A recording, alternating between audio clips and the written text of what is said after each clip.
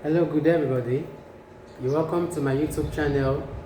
My name is Tutor Joseph and I'm here to take you biology this morning.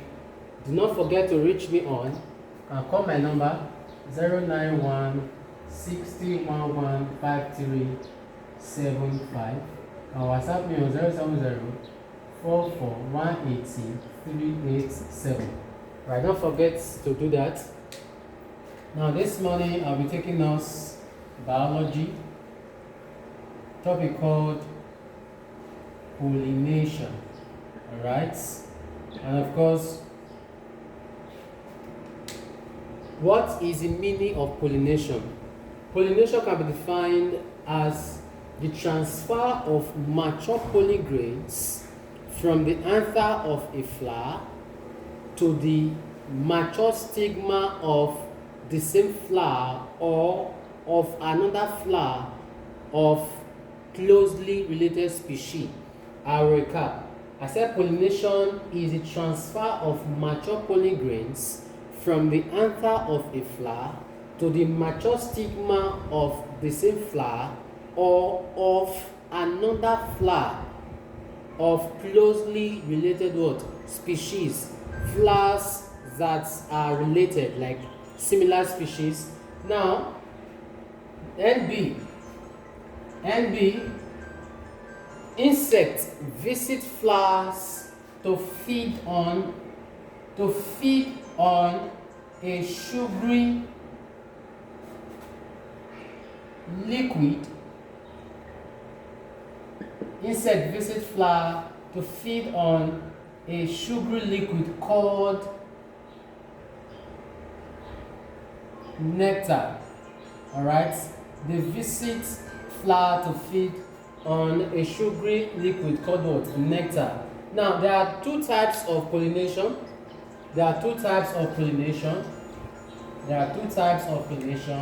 We have one, self-pollination, and two, cross-pollination. Alright?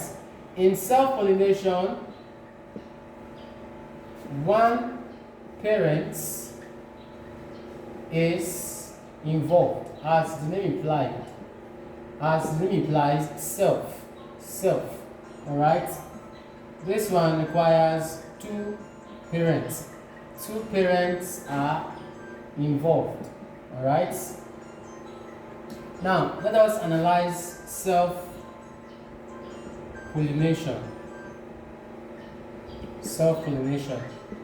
Now, what is the meaning of self-pollination? Self-pollination means the transfer of mature pollen grains.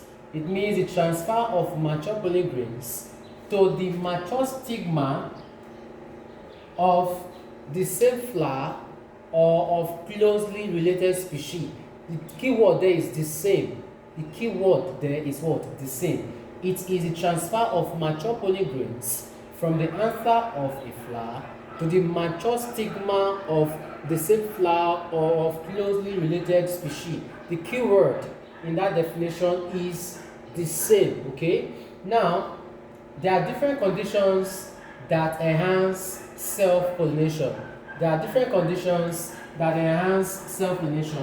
One, you have monogamy, and two, you have clistogamy. Alright, what is the meaning of monogamy? Now let me write it.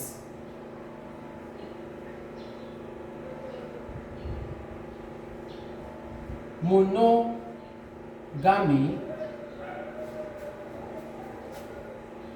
can be defined as the process whereby the anther and the stigma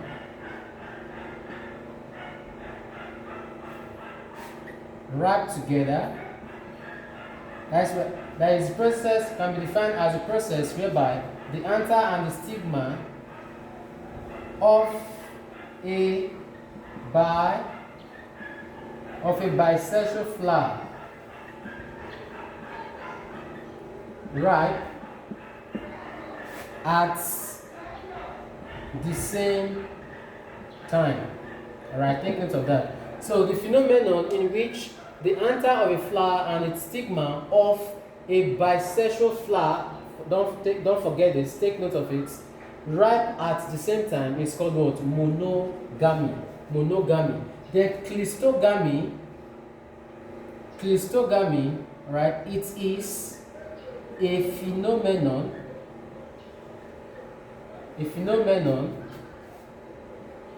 that involves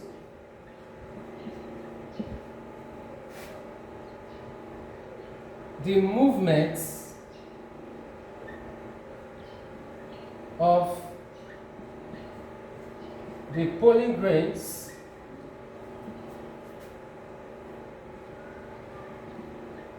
that is the movements of the pollen grains which is found in the anther gets deposited in the stigma and ripened together. Alright, so please take note of that. Take note of what I'm saying now, together. Okay?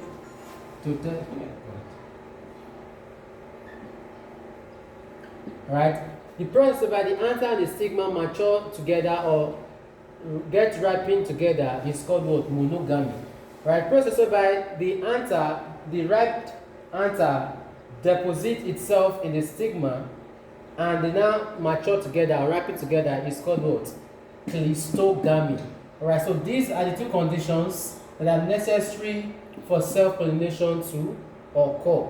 Now, what are the advantages of self-pollination? Advantages of self-pollination. Advantages of self-pollination. The advantages. 1, since it involves single parent, therefore it's a sure way of enhancing pollination. Alright, since it does not depend on another parent, it's a sure way of enhancing pollination. And 2, it does not waste pollen grain. Yeah, does not waste pollen grains. Now that it's just a single parent, so the pollen grains will not be what? Wasted. Now it has its own disadvantages. Disadvantages of self-pollination. Alright? Disadvantages. Now they say 2 good heads are better than 1. They say 2 good heads are better than 1. It's a lie. Add good. 2 good heads are better than 1. So if the fact, only the fact that you have this, it has it has its own disadvantages. Now, since it involves just one person, one parent, all right, it means that the offspring that we produced will not be quite adaptive to the environment, which means that 1, it results to production of offsprings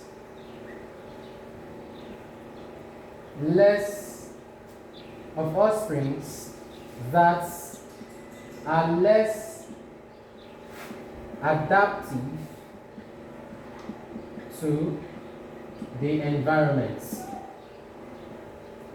Alright? So which means that since it involves just one person, therefore the species produced will not be quite strong. So number 2, it results to production of weak offsprings, alright, do not be quite strong since it involves just one parent. So those are the advantages and disadvantages of self-pollination. I said that insects, they visit flower to feed on the sugary substance called the nectar. So the next one we are going to be doing right now is the cross-pollination. Cross-pollination. Cross-pollination. Cross-pollination. Cross-pollination. Cross-pollination. Cross-pollination.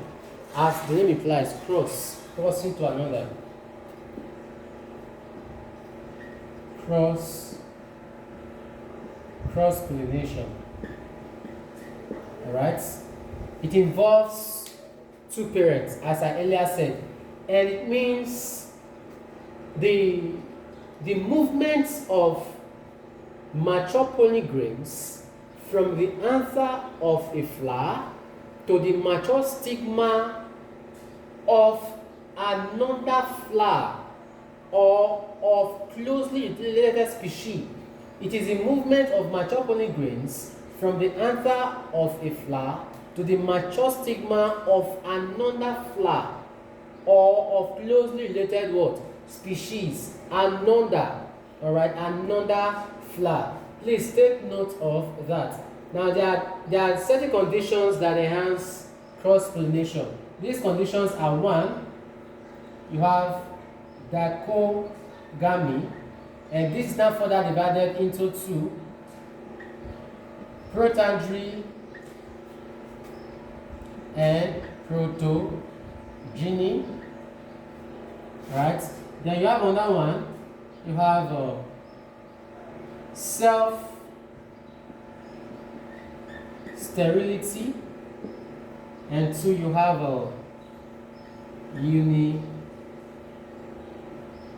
unisexuality.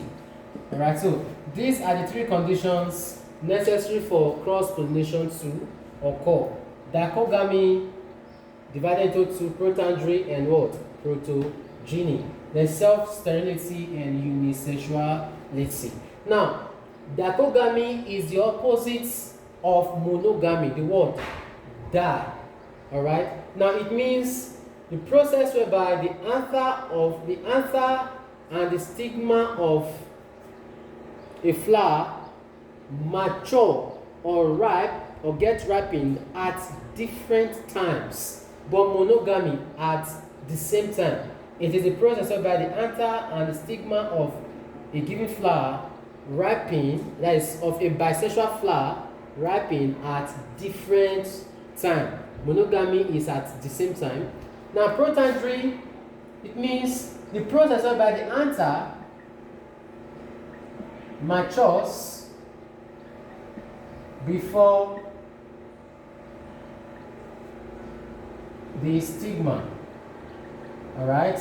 The anther gets into maturity before the stigma. Then the protogeny, the stigma matures before the anther. So the reverse of this is this. The reverse of this is this. That is how it is. Now, the next one is what? Self-sterility. Now, if certain plants or flowers, they have the ability to make themselves to be sterile. That is, they are not ready for pollination. They are not ready for what? Fertilization. They are not ready for reproduction. Which means that any pollen grains that are deposited on the inside of them can be injurious to them. It can cause injury to them. However, if pollen grains are taken from another parent and are deposited into their stigma, it can result to fertilization. It can result to fertilization. Example of such flower that does that is the passion flower and the tea flower. Alright, these flowers have the ability to make themselves to be what? Sterile. Passion flower and what? Tea flowers, they have the ability to exhibit what? Or they exhibit self-sterility. Now, unisexuality, uni means what? One. So it is a process whereby a given flower possesses either the male reproductive organ called the stamen. It's a process whereby a given flower possesses either the male reproductive organ called the stamen or the female reproductive organ called the carpel. Alright, that is the meaning of what? Unisexuality. Now please, I've given us everything we need here, but please, I told you that insect visit flowers to what? Enhance pollination or to feed on the nectar, which is the sugary substance found in the flower. Now, the next one we are going to be doing right now is flowers that are pollinated by wind and insect. So one, insects pollinating flowers, and two, you have wind pollinating flowers. All right. Now, having given us these two types of flowers that are pollinated by wind and insects, now I want to do something. Let me give you features of flowers that are pollinated by insects. Please, NB. Insect pollinating flowers are called entomophilous flowers. Alright? Flowers that are pollinated by insects are called what? Entomophilous flower. And they have the following features. One, their flowers are scented. That is possession of what? Scent. Two, possession of nectar. They have nectar. And three, their flowers are brightly colored. All right. Four, they have large conspicuous petal and sepal. All right. They have large conspicuous petal and sepal. Five, the pollen grains are relatively few. All right, the pollen grains are relatively few. Then six, their stigma is sticky or rough in order to hold pollen grains. All right. So these are the features of flowers that are pollinated by insects. The flowers are scented, they have scents, possession of nectar, that sugary substance. The flowers are brightly colored. Like I said the eye-catching part of the flower is called what? The petal. All right, the petal is the eye-catching part of the flower, and the sepal, how it enhances both pollination and photosynthesis. They have large conspicuous petal and sepal. Conspicuous means bright, easily seen. Now the pollen grains are relatively few. They are not much. All right. Their stigma is sticky or rough in order to hold pollen grains. So these are the features of insect pollinating flowers. Now the next one is going to be wind pollinating flowers. Features of wind pollinating flower. 2. Wing pollinating flowers. Alright, NB. Flowers that are pollinated by wing are said to be anemophilous flowers. Alright? Flowers that are pollinated by wing are called anemophilous flower. Please take note of that. And they have the following features. 1. Without wasting much time, under the wing pollinated flower, reverse everything, their flowers are not scented under that wing. 2. They do not possess nectar. 3. Their flowers are dull, they are dull in color, that is, they are not brightly colored. Then 3. They have small, inconspicuous petal and sepal. Then 3. The pollen grains are relatively plenty, lots of pollen grains. Their stigma is not sticky and rough. Alright, and of course, I said their pollen grains are plenty and much. So please, these are the features of insect pollinated flower. Like what I said, reverse everything here, it becomes the features of wing pollinating flower. Oh, that reminds me, I did not give you the advantages and disadvantages of cross pollination. Wow, thank God I remembered. Now, the advantages of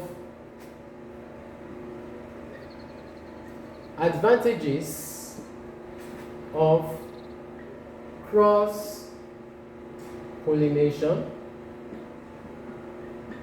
1.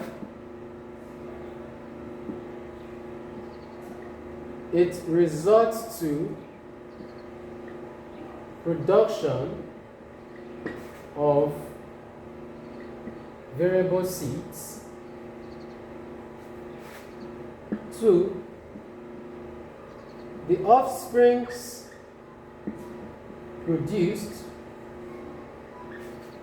are much more stronger than the one produced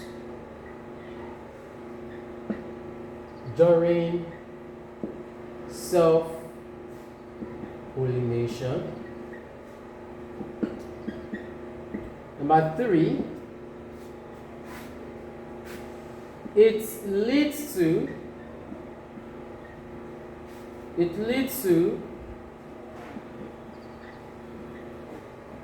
the production of offsprings that are well adaptive to the environment. And 4, they have the ability to withstand extreme changes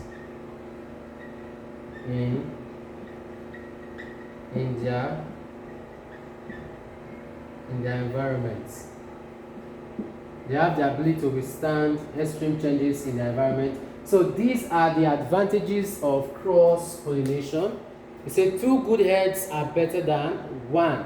So if cross-pollination will produce a weak offspring that doesn't have well-adaptive features, it means that the cross-pollination will do better because it involves 2 parents. It has its own disadvantages too. Okay? Disadvantages are 1, it is not a sure way of enhancing pollination, being that it involves 2 parents. The other parents might not be ready for what? Pollination. And 2, it wastes pollen grains. Right? Since it involves superant, the pollen grains used are going to be more than the one used during plants that undergo self-pollination. So I think at this point we'll call it a day. I've given you conditions necessary for self-pollination as well as the one necessary for cross-pollination. I gave you the meaning of self-pollination, advantages, disadvantages, cross-pollination, advantages and disadvantages. Okay. I also gave you the one necessary for, okay, yes, I've done that, dichogamy, self-sterility and unisexuality. Alright, so please at this point we'll call it a day. Please subscribe to my YouTube channel, like, share and comment. As you do so, the Lord bless you awesomely. Thanks for watching and thanks for choosing the explicit tutorials. Bye for now.